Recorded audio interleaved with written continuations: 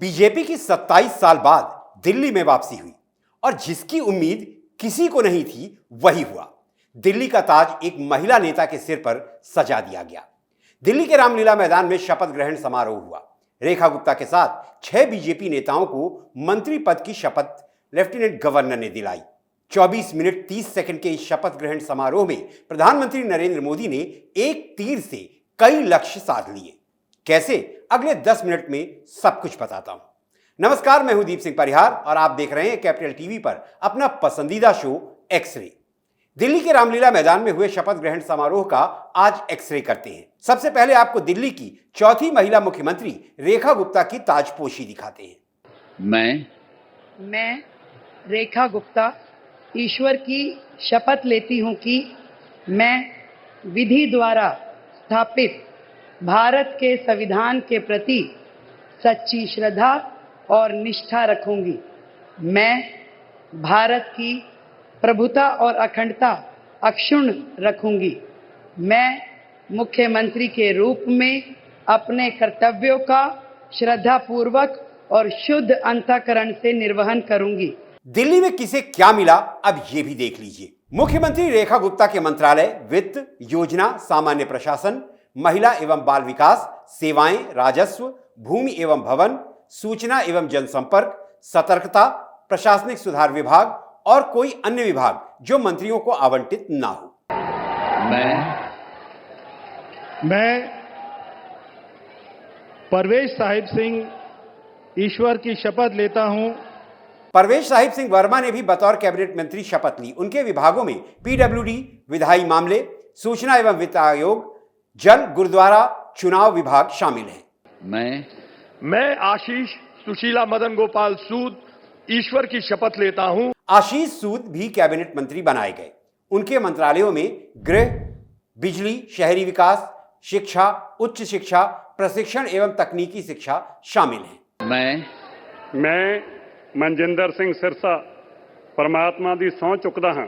Cabinet मंत्री सरदार मनजिंदर सिंह सिरसा के पास खाद्य एवं आपूर्ति, वन एवं पर्यावरण और उद्योग विभाग है। मैं रविंदर इंद्रराज सिंह ईश्वर की शपथ लेता हूं। रविंदर इंद्रराज सिंह ने कैबिनेट मंत्री के रूप में शपथ ली। उनकी जिम्मेदारी समाज कल्याण, अनुसूचित जाति एवं अनुसूचित जनजाति कल्याण, सहकारिता और चुनाव विभाग की है। मैं कपिल मिश्रा ईश्वर की शपथ लेता हूं। कपिल मिश्रा मंत्री बनाए गए। उन्हें कानून एवं न्याय, श्रम विभाग, रोजगार, विकास विभाग, संस्कृति, कला व भाषा और पर्यटन विभाग दिया गया।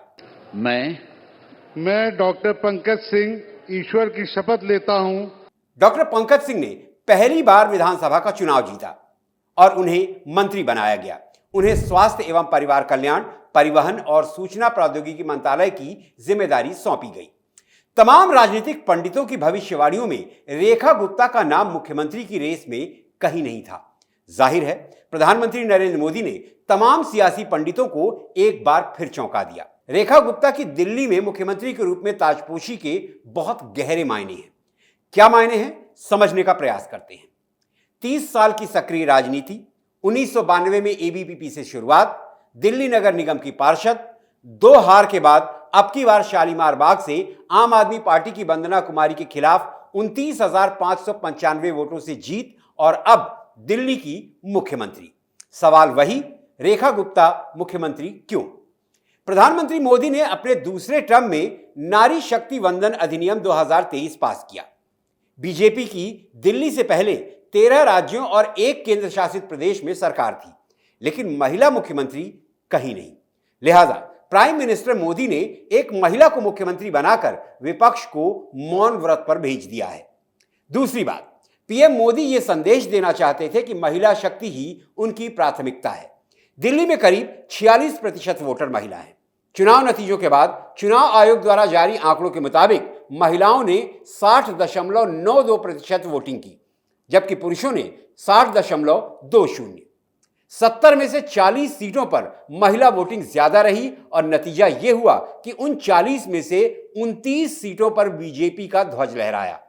यही वजह है कि पीएम मोदी ने एक महिला को दिल्ली का बॉस बनाया। तीसरा कारण, दिल्ली की मुख्यमंत्री वैश्य समाज का प्रतिनिधित्व करती हैं।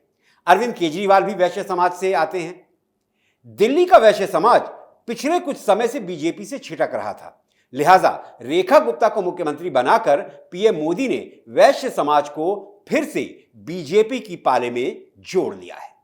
चौथा कारण, हरियाणा के वोटर को पीएम मोदी का संदेश। रेखा गुप्ता हरियाणा से ताल्लुक रखती हैं और अरविंद केजरीवाल भी। हरियाणा की बेटी को दिल्ली का मुख्यमंत्री बनाना पीएम मोदी का मास्टर स्ट्रोक है।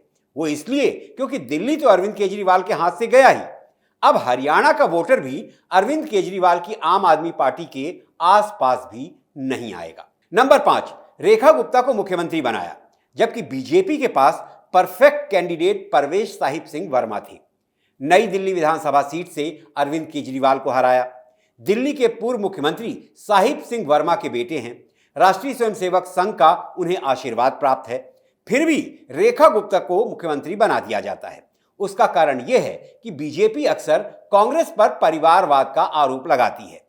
अगर पीएम मोदी परवेश वर्मा को मुख्यमंत्री बनाते तो बीजेपी पर भी परिवारवाद का आरोप लगता, लिहाजा परवेश वर्मा को नहीं, रेखा गुप्ता को मुख्यमंत्री बनाकर उन्होंने विपक्षी आरोपों पर बड़ा सा ताला मार दिया। अब बात अरविंद केजरीवाल की मुसीबतों की।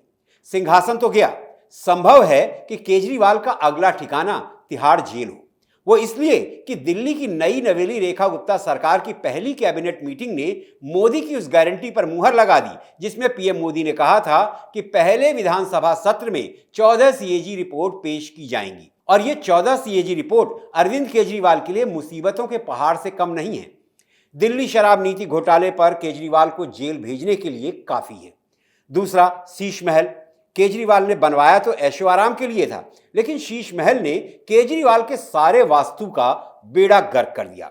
शीश महल की जांच की जिम्मेदारी सीवीसी यानी सेंट्रल विजिलेंस कमीशन ने उठा ली है और अब तो यह पूरी दुनिया जानती है कि शीश महल को बनाने में अरविंद केजरीवाल ने नियमों को ताक पर रख दिया था। यानी शीश महल भी अरविंद केजरीवाल के जेल जाने का एक कारण हो सकता है।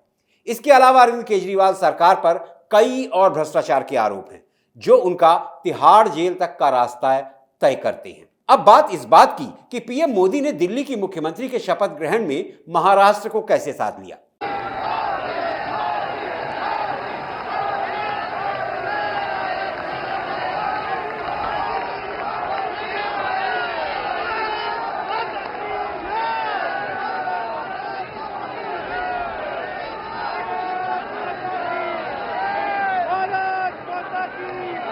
जरा ध्यान से देखिएगा। प्रधानमंत्री मोदी स्टेज पर एंटर करते हैं। सबसे पहले वो जनता का अभिवादन करते हैं। स्टेज पर सबसे पहले गोवा के मुख्यमंत्री प्रमोद सावंत और फिर महाराष्ट्र के उप मुख्यमंत्री अजीत पवार उनसे मिलते हैं। यहां ध्यान देने वाली बात यह है कि पीएम मोदी सिर्फ उनका अभिवादन स्वीकार कर आगे बढ़ जाते हैं। और फिर नंबर आता है महाराष्ट्र के शहरी विकास और पीडब्ल्यूडी मंत्री एकनाथ शिंदे का। गौर कीजिए, पीएम मोदी एकनाथ शिंदे के पास ठहर जाते हैं, उनसे बात करते हैं। एकनाथ शिंदे के जुड़े हाथों पर थपकी देते हैं। शिंदे के बगल में महाराष्ट्र के मुख्यमंत्री देवेंद्र फडणवीस का भी अभिवादन स्वीकार कर आगे बढ़ जाते हैं।